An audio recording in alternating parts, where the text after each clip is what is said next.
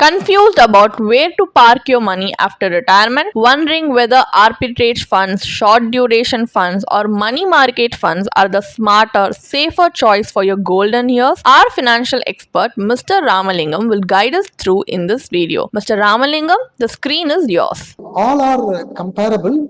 We can diversify between these funds and invest actually. See, at least for the first 1 year money, you can keep it in liquid funds. Then some portion of the second year, third year money, you can park it in arbitrage funds and short-term funds. Fourth year and fifth year money can be relatively invested in longer duration funds. So that way we can diversify and invest. All these funds are not related to stock market, so they are risk-free only. Risk-free from the stock market perspective, they are not riskier funds, low risk funds. So you can invest in these funds. Thank you for your detailed answer. If you have any doubts regarding this or any other financial decision, don't hesitate to book an appointment with our financial experts.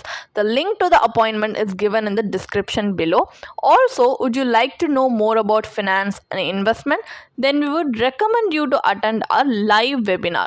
Link to the webinar is given in the description below, and the webinar is absolutely free. So if you like this video, hit like, and if you're new to our channel, please do subscribe. Thanks for watching.